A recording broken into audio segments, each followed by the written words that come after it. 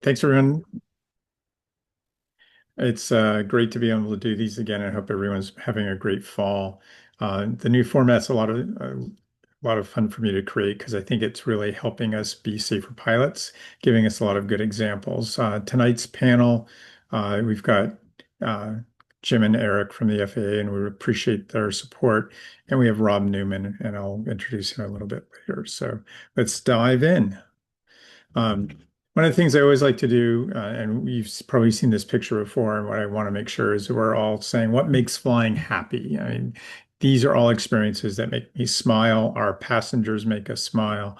It's just a very good opportunity to make flying have more of a reason and be enjoyable.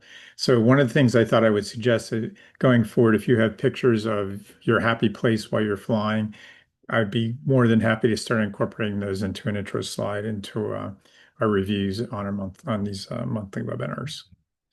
And as you know, any plane, any pilot. So if you fly at all, and even if you don't fly, you can make an impact in the public benefit flying space. These are just some of the planes that I've used, and rental cars when necessary. And again, friends with anything from a Cub to a 152 going into Logan, anything works. Host tonight, Jim and Eric from the FAA, who we very much appreciate supporting us, and Rob Newman, who's a volunteer pilot for Angel Flight East out of Pennsylvania, and is a retired Air Force F4 pilot. I'm sure he has many stories that we can eventually ask him to tell us. Um, and also is a member of the International Fellowship of Flying Rotarians, of which I'm also a member, and that's another long story as well.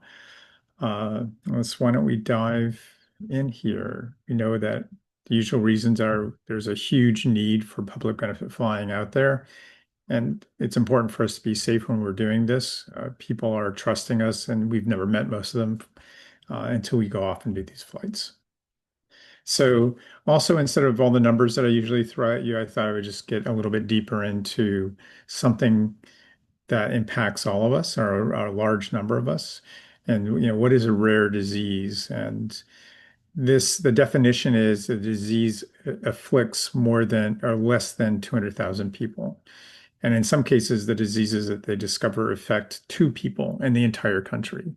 So there's 10,000 categorized rare diseases for and impacting about 30 million people in the US. About half of those people are children, and globally, you can see that it's over 300 million people. The diagnostic process, because it's so rare, can take 5 to 10 years or never get diagnosed correctly just because it is so rare. But most every time, treatment or diagnostic support is not around the corner. You've got to go somewhere very far away to get someone who may have a clue about what you have. So if you're interested in the National Organization of Rare Disorders, the QR code in the bottom right will take you there, and you can learn more about rare diseases, rare disorders. I've been tracking this and flying patients for this for about 5 years. That organization's been around more than 30. So good cause and some very compelling reasons to fly. Wings proficiency, the requirement, we want to pitch you to try to be involved with the Wings program if you can, even if it's just to attend these type of webinars. But it's good. I've got basic, I've been working on advanced. I find it does make me a safer pilot.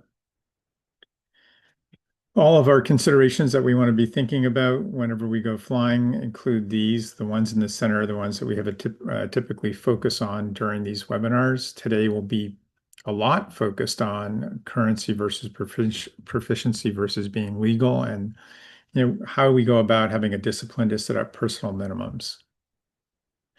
One of the other things Jim had suggested we go over is, and it's timely just because of the situation in Jamaica right now, is what's going on with disaster relief? What is it? How do we get involved as pilots? When do we get involved as pilots? And how do we avoid pitfalls? Even though we think we want to help and we think we can help, we need to make sure we're helping in a way that makes sense. So the most important thing to do is not go off and do it by yourself. And there are many organizations out there that can keep this organized and make sure that we don't have 1,000 small planes coming into one airport that's set up to handle that. So The other typical thing is to think about how are you going to deal with something that's so atypical in terms of a flight experience. And a number of the organizations came up with these recommendations, and that if you can, always try to have two pilots. And that way you're a lot less apt to get distracted and get yourself into a problem state. The other is plan doubly carefully because things can change very quickly and you can get caught not reading NOTAMs or TFRs and stumble into a place where you shouldn't be. Pretty obvious, but just again, a discipline to do that. The other is to make sure you've got the right kind of equipment. You don't want to become part of the problem by having no radio all of a sudden or not being able to do navigation.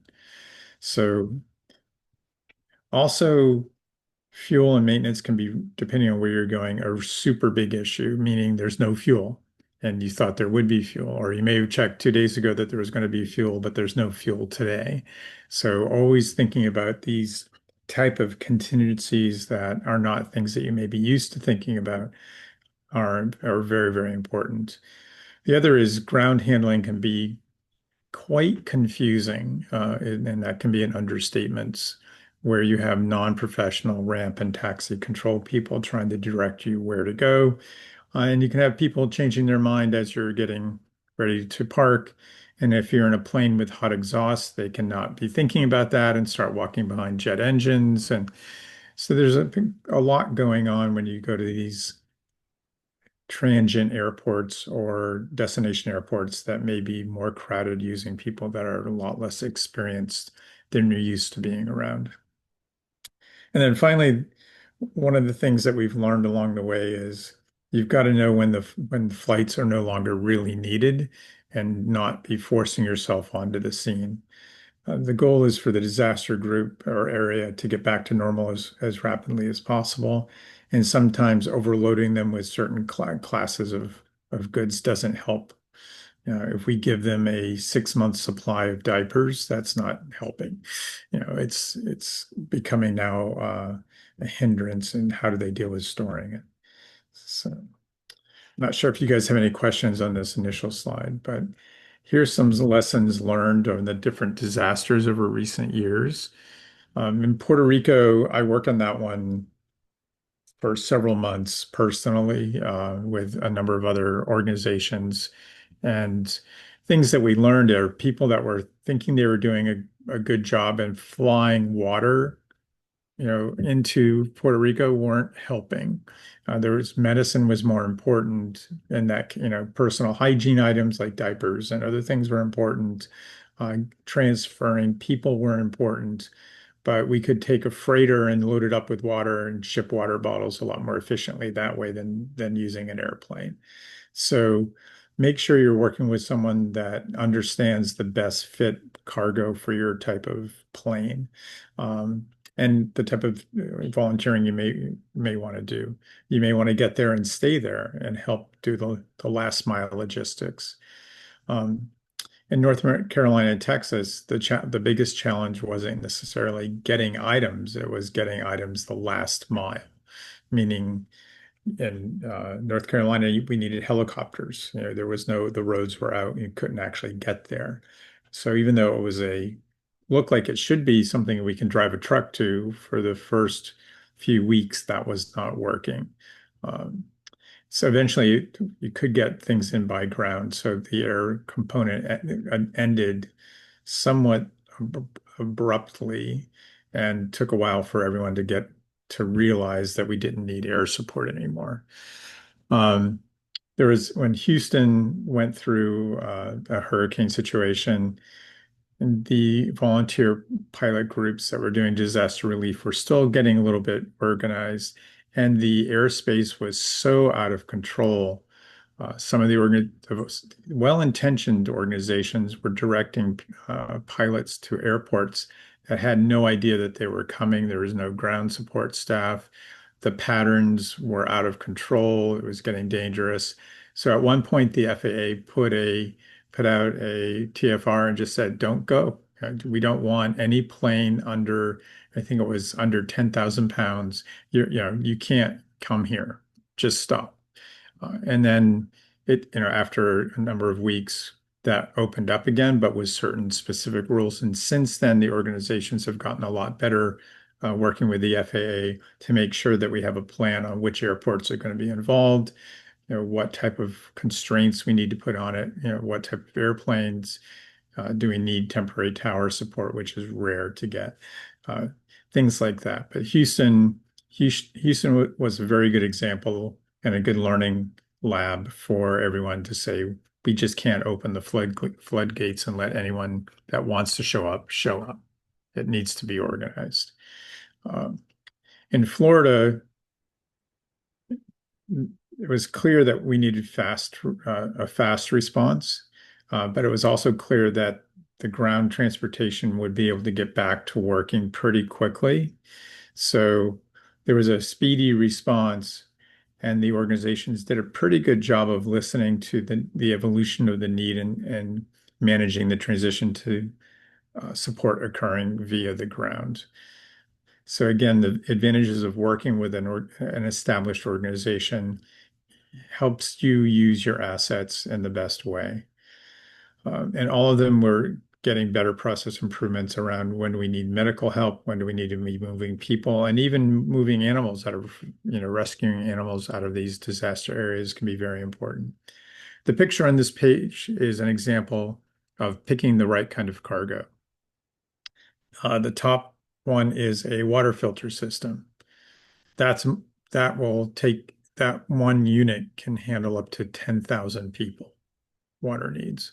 So that's a lot more efficient than transporting water bottles for 10,000 people.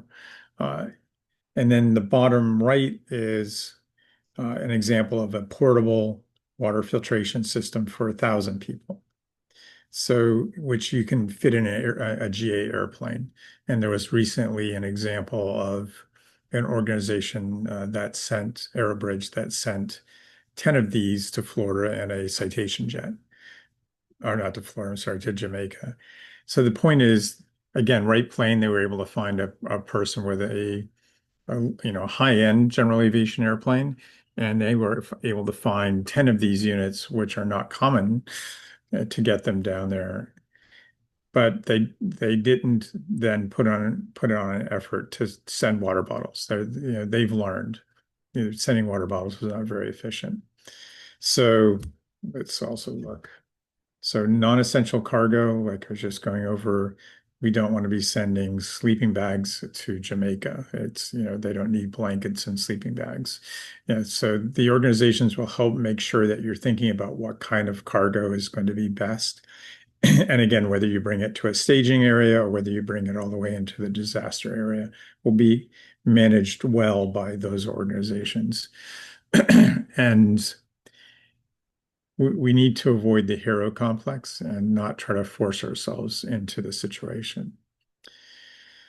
The other thing is there's other kinds of volunteers needed, and that can be ground logistics at the departure airport all the way to the staging area or in the disaster area. So if you're interested in volunteering a non-pilot role, there's typically more than enough to do as long as you are physically able and you work again through a reputable organization instead of just showing up.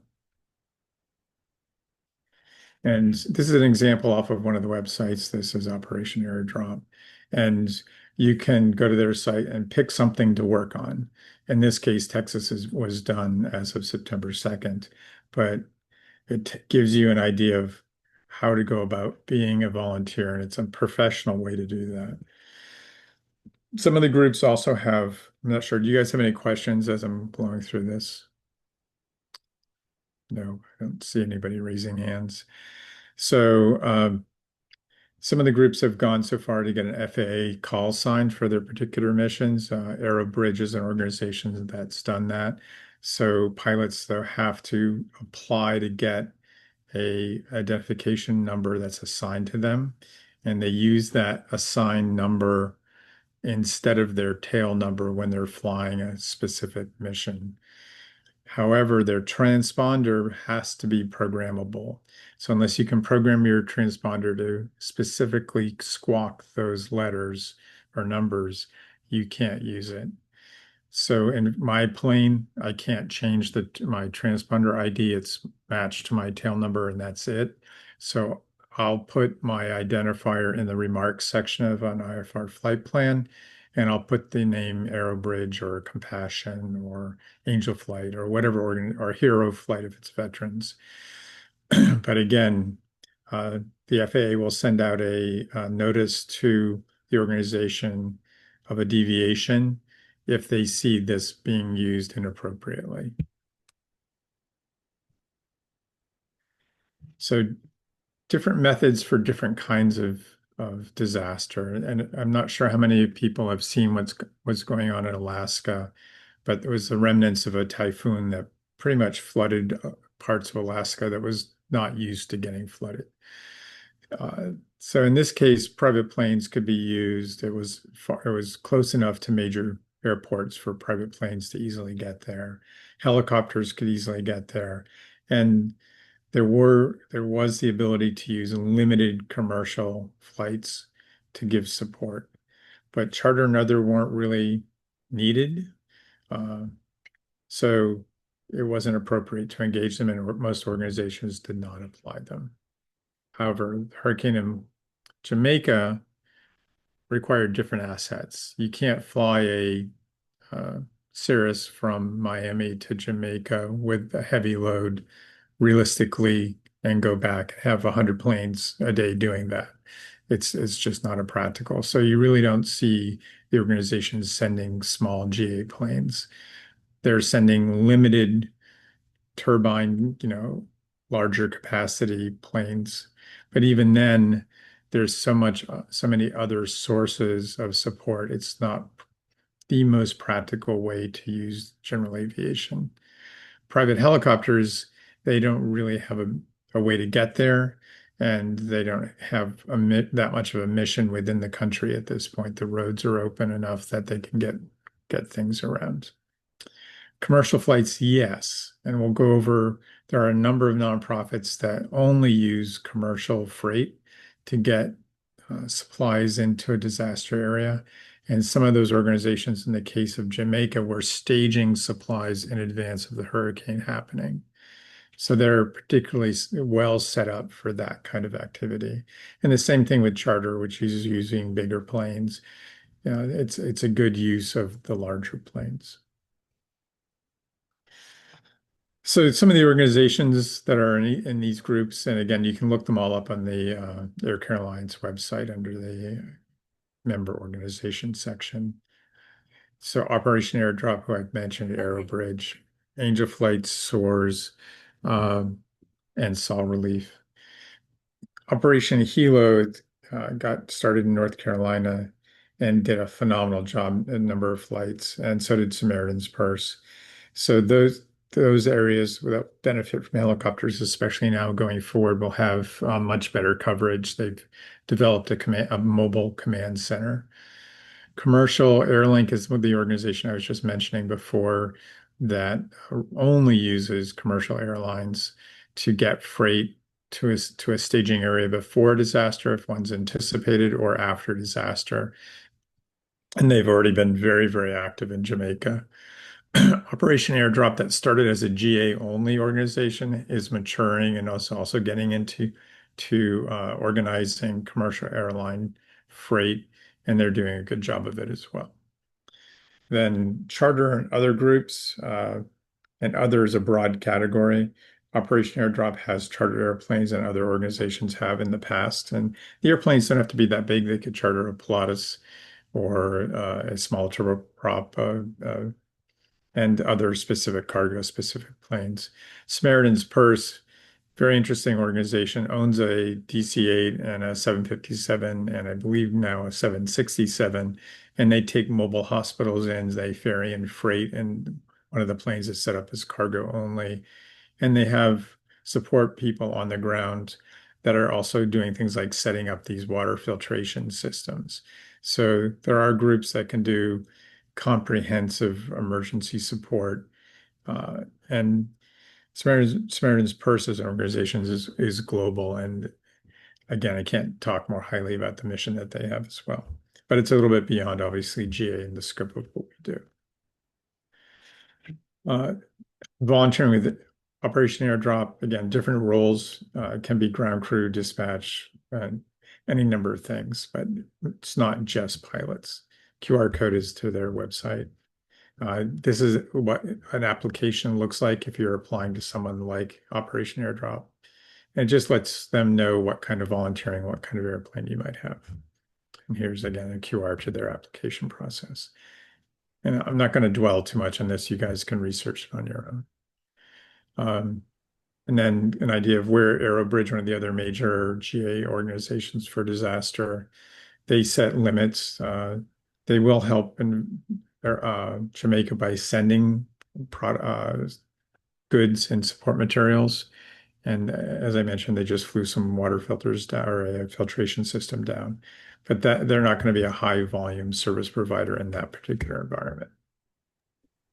Mark, this is Jim Logie here at the Baltimore FISDA. There's an interesting statement that one of our attendees put in a Q&A, and I'll read it here briefly. It says, I was asked to fly cargo to Jamaica this week. I've never flown outside of the continental United States. The requester said that the U.S. State Department and Jamaican authorities were in support. Could I just board people and freight in Miami, fly over Cuba in these circumstances? And he said, aside from considering fuel availability, my thought when I read that was always know who you're volunteering for. Yes, that's a good one. So that I would run away from that one. And yeah, I'm pausing because I've and we're well into the hour, so I'm going to pause and tell this story. So Puerto Rico had, if you can imagine it happening, it happened during the Puerto Rico relief process. So we had a gentleman who was trying to get supplies to come into a warehouse in the Miami area, and then said that he had a 747 that some family was sponsoring to move product from Miami to Puerto Rico.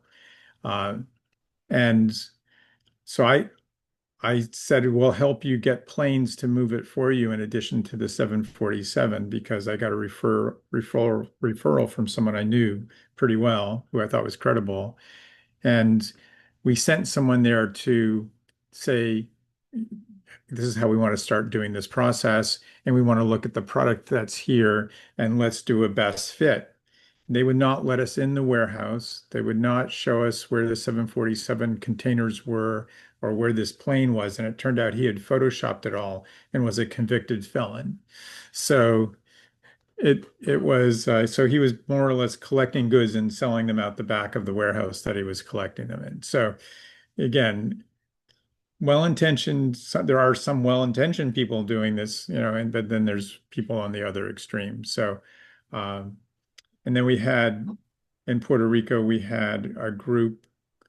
We were bringing people and medical supplies in both directions with donated larger airplanes. Like Tyler Perry had given us his plane for a few flights, and we had an armed group meet us on arrival of a flight with medical supplies, saying that they were the group that was supposed to meet us, and they weren't the group. And we had to navigate dealing with that. So it's only worth doing these if you're working through a specific organization that you can look up their information on the web. You can look at their tax filings and really just and I don't mean to be cynical. I just mean be careful, especially if you're going somewhere you've never been before and working with people you really don't know that well.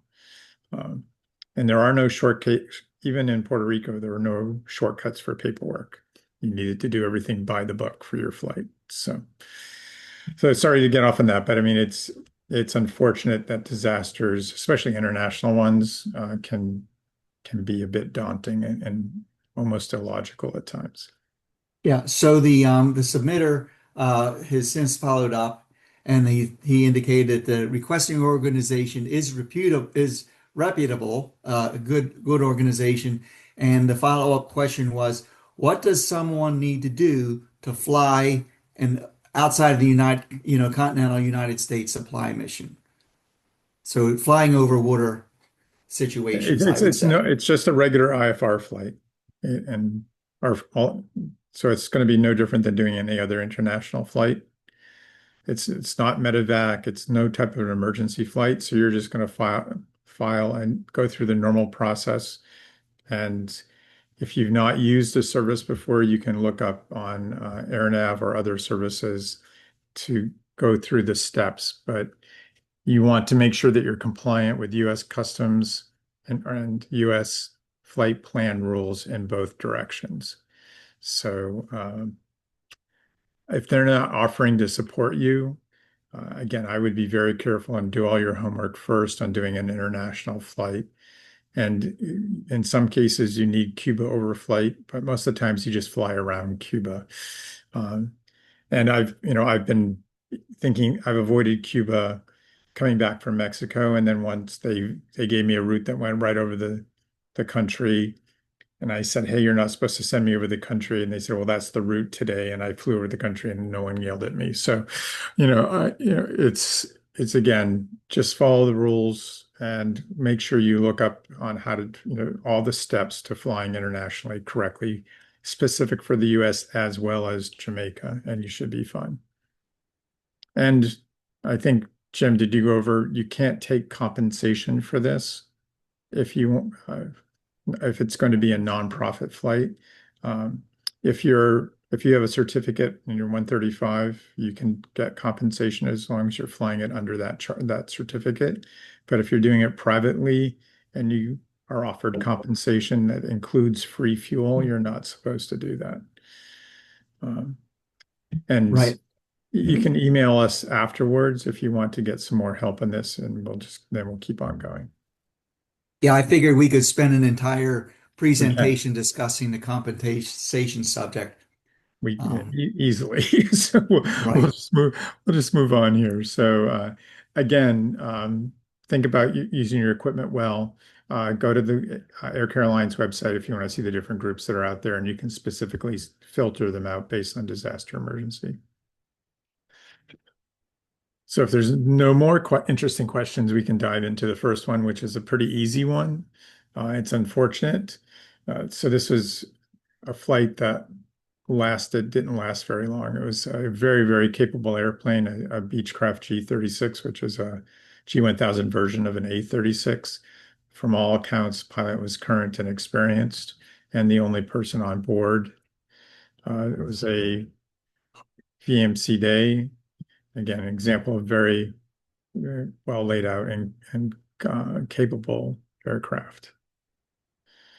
And the event lasted very little time. You can see here, basically lifted off, didn't gain a lot of altitude, and we can have that in the discussion, but just a few, I should have used a different version of this photo that showed the elevation.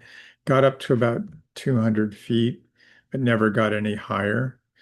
And the last recorded thing was an impact in a golf course at the end of the runway, which you saw in that depiction. So the witnesses saw the engine in a not good state, and as well as having video of that. And it looks like the pilot hit a tree on the way down, which probably disturbed his best intentions to land on a flat part of the golf course. And again, there was no evidence of any other failure in the plane. So it gets And I think a lot of us, I'm not sure how many people on the call fly single engine airplanes all the time. I do still. Uh, and I like to think that I have good scenario training, but I also know that I probably could use more because I don't go through saying, okay, the engine's going to fails at 200 feet. At every airport I go to, I've not briefed the environment completely to know where my best landing spot's going to be. And I probably at times be better at doing that. Rob, I'm not sure if you're that discipline where you go to Google Earth and look at where you're going to land if you are taking off in Millinocket, Maine. I'm not always, I will say the new Cirrus flight planner has a really good capability to show you ground track and what the airport looks like from either direction for arrival and departure. That is a good tool in that situation. Yeah, what I've been doing is that there's a ForeFlight tool that gives you a 3D, gives you the option for a 3D image of the airport. Uh, so I've been using that to try to force myself to look at where I Yeah. would land in an airport that I'm going to, uh, if I You had a failure on takeoff. But you again, you need the second level membership though of Cirrus. Well, the third one actually. First one's free. Second one, you need the captain's level or whatever. It's a higher level paid subscription to get the 3D approach. yeah, and so again, many ways to do this, but having that discipline and not letting it lapse because of being in a hurry or not having time to brief before you Mhm. fly is is something that I think I can definitely do better job of doing. And this, looking at this particular accident, sort of drove home that point that I should be making sure people are aware that I'm not the only one that may be lapsing in terms of a discipline of looking at airports that you're going to for a first time. Uh, the other lesson here is to fly into the crash. And I think we'll have a brief review of someone that did flying in the crash really well. So whether there was a way to avoid trees on this particular golf course, I don't know. The images from the shots weren't that clear, but it would have been good to try to avoid anything before getting into a flat area on that golf course. So, and we already know what the different handbooks have here is just maintain control, don't let it stall. And he did veer off to the left here. I don't know if you remember seeing that track, but there was a an odd veering off, and it looked like there was an opportunity to land straight ahead. Not sure if he was instead aiming for one of these longer fairways. But, so this is the other one that you may remember from 2 times ago, perhaps. This is a non-fatal accident, but by all accounts, it should have not turned out this well. So this particular person was taking off out of Branson. As you can see from the photo on the bottom right, trees, trees, and trees, and hills. Everything's in the way. There was a golf course up to the top right, but it was too far away. So this particular pilot uh, had made some decisions that made him take off with an engine that was not performing at its best. So the pilot in the prior accident may have had that same situation where he may have had a rough engine but decided to launch or it looked okay. But in this particular case, this pilot took off thinking that he had solved the roughness problem in the first after the first startup cycle, and it didn't work. So the engine failed. He aimed for the top of the trees, flew the plane into the crash. The plane got stuck in the trees, and the passengers and the pilots self-rescued, got themselves out of the plane, and were walking away from the accident when the EMS arrived. So you can survive single engine failure. Doesn't mean you always will, but you can if you have studied the area, make fairly disciplined decisions. In this case, the guy did have enough time to try to restart the engine, but rapidly then got into looking for the best place to land. So a good example of a good outcome with a pilot making good decisions. So this was just a reminder that the pilot had an issue, but thought he had resolved it, uh, and it quickly failed.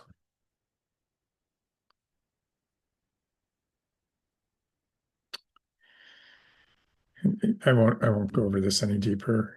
There's definitely things that you can do. He tried to do them all, but so this is a new one for this month. So this is a single pilot and a very capable Cirrus. IFR Tireway, Texas to Louisiana. I'm not sure if you guys have noticed, but Louisiana has been a magnet for accidents in the last 2 years. I'm not quite sure why, but so it was going to be an IFR approach. There's a few at 400 and broken at 2100. Otherwise, the other telling point here is going to be foggy. We had temperature and dew point at on top of each other. Visibility was good enough at 7 miles. So, but it was also going to be bumpy and have some rain. And this is a radar depiction from FlightAware, which is not always that accurate, but it showed most of the heavier precipitation not close to the area, but it was unstable air. So it could have been a one of those not fun flying days.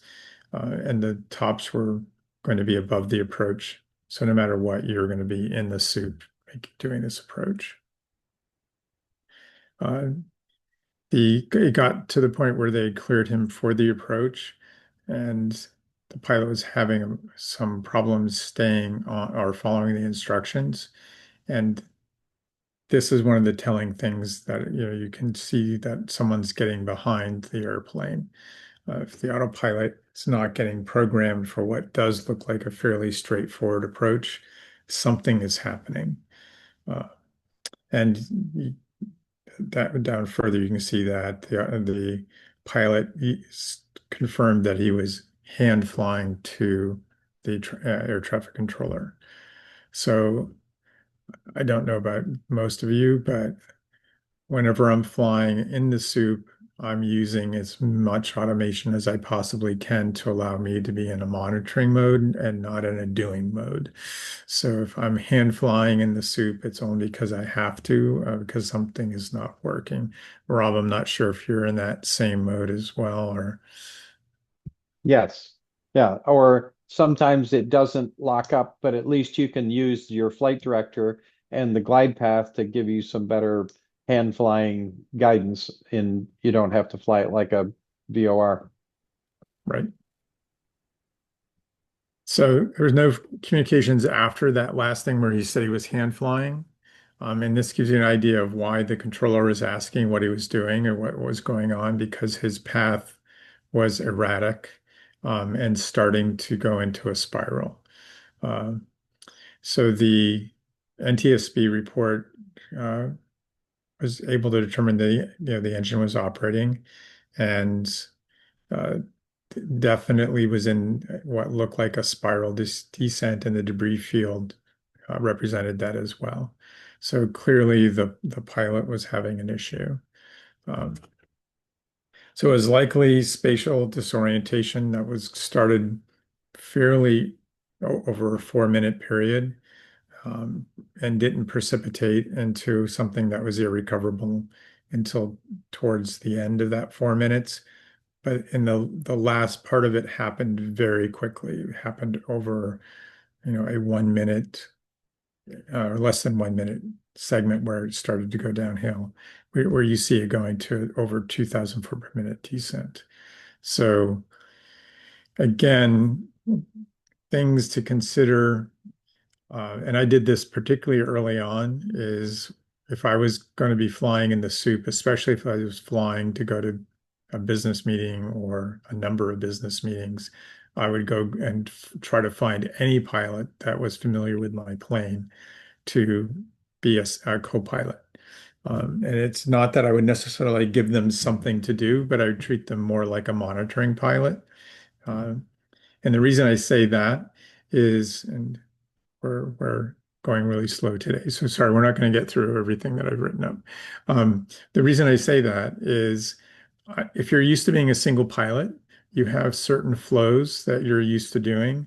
And sometimes the second pilot, and I've mentioned this before, becomes a distraction because they're interrupting or interfering with what you can have as a normal set of flows in the cockpit. And I was trained mostly with flows, so I use flows and then I use the checklist to verify that I've done the flow. And a lot of single engine pilots get, the other way around. They get into using the checklist as the flow and you just read through the checklist in a certain order. But whatever you do, obviously you need to have a discipline around doing that consistently and trying to turn that into muscle memory. But when you do use flows and you have someone who's trying to help in the middle of doing things, it can only be a distraction. Typically, it can't be a help. Um, for this particular case, this was an IMC, excuse me, an all IFR flight. If I can, I will have grabbed someone to come along. And in the case of things like this, spatial disorientation, you would hope that whoever's monitoring knows that you're getting into something that looks like an abnormal state because your attitude is going to be looking way off. Um, so again, the other thing I've always thought about is there a training gap? We I had instructors that liked to beat me up, and I think that was a benefit. So they would do things more, and some instructors do this more than others, where they would pull circuit breakers, they would turn things off. All of a sudden, in a two-screen G1000 plane, all of a sudden I'd lose 100% of my avionics, and everything would be black, and they would say, "Okay, go land." You have no instrument feedback or no engine performance information, things like that. So they were purposely trying to startle me or get me distracted so that my flows would not be normal and to see if I would go through a checklist or go through memory items. And I'm not sure if we have consistent training or that takes people through those kind of scenarios. Um, Rob, I know you went through the military. I'm sure they went through beating you up on a regular basis. Yes, yes. Fear, ridicule, and scorn are the three greatest training aids in the Air Force. And I don't believe we're getting any of that in the GA space, but the yeah, luckily I had instructors, at least by the time I got to doing commercial, that were doing that a lot to me, and I really respected it. And I had one instructor that insisted on listening to XM radio comedy stations while I was doing approaches. So it's like, sure. I'm not sure that's something I'd recommend today, but it's definitely trying at times. The other is partial panel. When something's not working, what are you doing? And to try to invent ways that your panel can fail. And I think we went through a scenario where I had a bizarre series of panel failures. But in this case, you can see that you can get distracted with something not intercepting laterally or vertically correctly, and you're getting into diagnostic mode instead of just flying the airplane and getting yourself into a place where you can do, problem solving that's stable and you're not going to be distracted. Um, the other piece that we go over in a lot of these calls are stabilized approaches. And as soon as you start getting anything remotely unstable, you should not be flying the approach anymore, is what I like to say when I'm being a mentor. And everyone has hero complex at some point during their evolution of flying, I think. I've seen it in people that I really think are great 10,000 hour pilots who say, "Oh yeah, I've seen this before. I can make it work." And instead of just saying time out, let's go take a deep breath and go back and try it again. And so, I mean, that's what I want to emphasize here, and especially for spatial disorientation, because there's no instrument that's going to slap you in the face and say, "Hey, you're getting yourself into this situation." There's not a lady yelling at you saying stall. You're typically going fast enough. The airplane's doing something that it was designed to do. It's just not doing it in the direction that it should be doing it. So, and if you see in the bottom part of the screen, it will show you. Uh, Number of spatial disorient accidents that result in fatalities, it's over 90%. So once you get yourself started in that state, recovering is very, very tough. Though, Rob, I think you had an interesting point, and Cirrus and a number of the Garmin products now give you a get out of jail card. Uh, Yeah, which, the level button is a wonderful thing to, if your if your brain is behaving badly, push the level button and tell if you're under control, tell them and just take a 360 lap and try it again. Right. So, and the little buttons, the big blue button in this one picture of the panel here, and a number of planes with Garmin autopilots now have the blue button, and as does Avidyne. So it's something to try to make yourself practice using. That's something, again, I don't think we do enough in training around is try hitting the blue button and see what happens. It's not something to be feared. It actually does a really good job. So any more questions around this one or? I think I had this up in one of the other presentations, but if you want to look up some FAA documentation on spatial disorientation, one thing though that I again don't think any of these documents are doing is how you detect that you're falling into this. Where do you get to the point of saying timeout, sit on my hands, what's going on, assess it, and do something that's as simple as just level the airplane and fly straight for a little bit. So I've got a couple of scenarios, and we'll go through those before we get to the next crash. So this is an interesting one, very, very low IFR, at least interesting to me when I did it. I was the mentor pilot on this particular flight with a 1,000-hour piston pilot who just gotten their type rating in the jet, doing he was flying the empty leg to go pick up two passengers going to a medical follow-up. Uh, the forecast for it was going to be minimums plus 300, which is what I was trying to get this pilot to start thinking about doing before he got down to flying to minimums. Wind was calm. It's along the main coast where fog is common. There's no terrain obstacles that were very, very, very high. And instead of the en route weather getting better as forecast, it was getting worse. And the alternate, instead of being an eligible alternate, which was Bangor, it was becoming an ineligible alternate, meaning that the only solve was going to be to turn around and go back towards Boston. So that was not particularly good. And it was far enough up that if we held too much, fuel would then become an issue because we were flying low and jets suck fuel when they get down low for any amount of time. Um, so uh, we were talking to approach about what was going on at the airport, whether they had any feedback from another plane. And it turns out that another plane had gone missed and was still holding at that airport. And went to approach the procedure turn and hold and decided that we would wait and the procedure turn hold a little bit. And this other plane was in the published hold for the runway or the approach we wanted to use anyways. So if we went missed, we were going to be conflicting with that airplane. So that other airplane decided that they would try to fly in the opposite direction to get in at that point, and they got in. So they reported that they got in, and it was a Honda jet.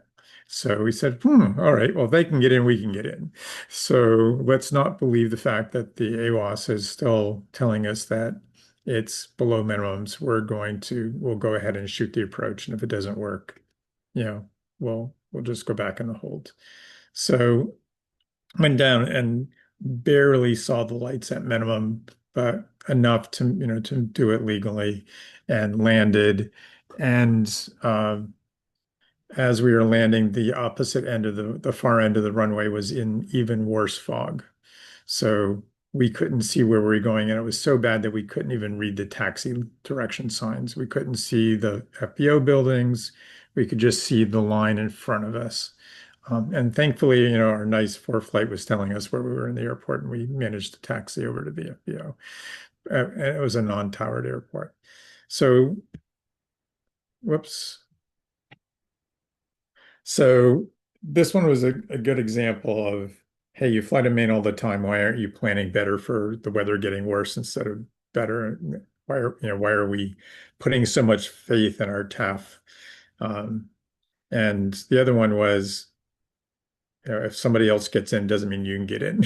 So I'm not sure how they got in legally because the other end of the runway was just barely, you could not see in front of you at all. And the other little point with all these automated weather systems is they're just located on piece of the airport property and you have no idea where it is, and it's shooting straight up in the sky. So conditions in the airport on one side are obviously much different than the other side. In this case, we had a plan. I was crew looking for lights. The other pilot was flying. And we took our time before we got out of there to make sure we could see where we were going, and pretty much told the patient that they had to reschedule for either the same day or the next day and make it be flexible because we weren't going to give them a fixed time to leave. And I did the flying departure. Um, and again, even though this person had plenty of instrument time in a Cirrus, had almost zero instrument time in the jet, and things happen a little bit more quickly, and the types of things that can go wrong or take your time away from flying are greater. So there was no reason to put the newly the new pilot in that kind of stressful situation. That was something that I always insist on doing. So interesting time. Um, no questions on that one, guys. So I'll just keep on going. The another interesting scenario was, and this is me as PIC, a very capable airplane that I use occasionally as a backup to the jet, and it was doing a day with a lot of legs in Maine, mostly because a lot of other pilots didn't want to fly in that kind of weather. So I was filling in for other pilots. Um, so um, the first leg was kind of interesting and it worked out. The second leg was interesting.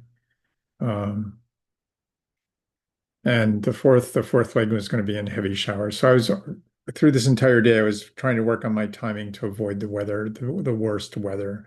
Um, so I start on the second leg on a vector find LPV, and it didn't couple, and I had no idea why. And I had hundreds of hours in G1000, G6 airplanes. Uh, and I said, "Oh, I can make this work." You know? And I was beginning to realize I was diving a lot more than I wanted to be diving, getting close to 1,000 feet per minute to try to capture this. And I, was had taken a breath and said, "Why am I doing this? There's no reason to do this. I'm not in a rush." I put the autopilot back on, leveled off, and request to publish missed. Took my time to think about things by flying one cycle in the hold, and then asked for setup of a full approach instead of a vector to final approach, and was not rushed. It was calm, but I was disciplined enough to say that if I'm turning off the autopilot to do something in an unstabilized approach to recover it, I should not be doing that. Um, and I don't believe that we have enough of that rehearsal of that series of thought steps in our training scenarios. And it's something that we probably have to work on our own, is to say, hey, if I'm doing something that's not in the standard flow, why am I doing it instead of just doing what I should be doing, which is taking the easy way out, going, back into the hold, getting myself established into a process or thinking through a process that is easy to follow and getting myself then back on the ground. So, whoops, wrong one. So I knew I was proficient. I may not have been competent. And even after I chair flight, I did not figure out what I did that caused that. So, and I'm sure Rob has had that scenario as well. Yes, yes. And then again, did well. Trying to do a deep diagnostic in the middle of capturing a glide slope. Um, I have a little thing that one of my mentors taught me, which is to count to three whenever I'm thinking, getting rushed or doing something not normal, and then continue. So I did count to three in the middle of this, turning off the autopilot and going into hand fly to try to capture the glide slope without knowing what had caused the autopilot not to capture it. And in this particular flight, and in these kind of days, I would have typically taken a co-pilot, but because of the passenger loading I had, I was not able to do that. And I do, and I think I mentioned this before, have a discipline of chair flying, especially the hard days, to try to identify things that I could do better, and could have been a challenge or even had a bad outcome. But this was one of those ones where, again, the count to one, two, three to make myself pause long enough to think things through worked well. That's the best thing to do sometime is to wind your watch. Yeah, I've heard everything. One of the British Airways accident or not accidents, but events that I heard or watched a video on, the pilot said that they were taught to sit on their hands. So whenever anything was happening that they've never ever seen before, don't react to it, sit on their hands, take uh, you know, their time reviewing all the content and then come up with a plan of attack. But you have as much of a chance of making it worse as you do as making it better if you're Right. not slowing down and looking at the problem. So. I think I mentioned this before, but there's EAA has IMC and VMC clubs, and they meet on a regular basis, and then we go over scenarios. I run Club Zero, the founding club in Norwood, Mass, and I add content to those meetings, but we always get a scenario and some interesting questions. And we have a good group of, anywhere from 15 to 30 people every month showing up to do these reviews. So easy way to make you uh, get better by talking these scenarios through and having the peer group. So we only have 3 minutes to go. So instead of diving into another scenario, I take questions if people are around or people have them. What do you think, Rob? Do we have anything in the queue?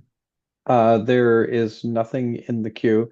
I just want to add a +1 to your IMC VMC club. We have a very active EAA chapter here in Kennett Square, Pennsylvania, and a pretty active club. And it's really fun because you have people with 10,000 hours in a Taylorcraft and people with military time and airline people and all that. And so it's a really good opportunity if people are willing to disclose their true actions.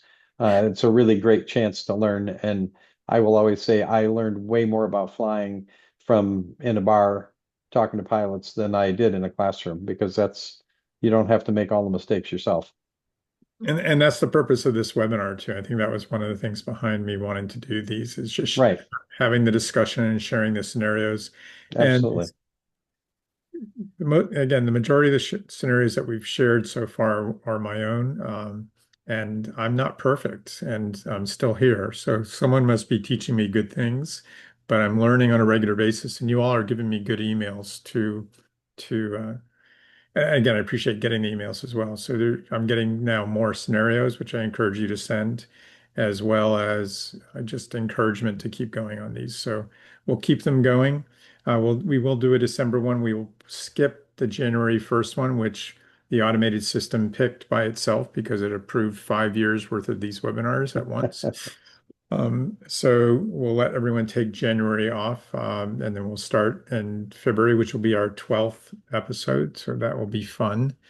And I'm assuming we'll keep this kind of format where we review a couple of crashes and we'll review a number of scenarios. And that should do it.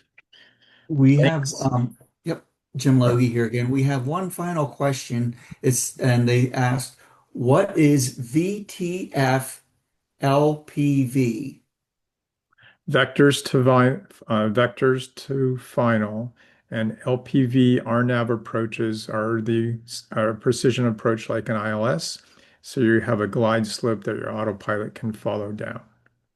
So the vector to final vectors you onto a course that lines up with your final approach fix. And that's where the glide slope intercept point is. And then you'll start descending to the airport. I think that was the most succinct way I could say it. Rob, do you want to say it differently or No, that's exactly right. cool? So those approaches are good. They're very easy to fly. Your autopilot can do all the work.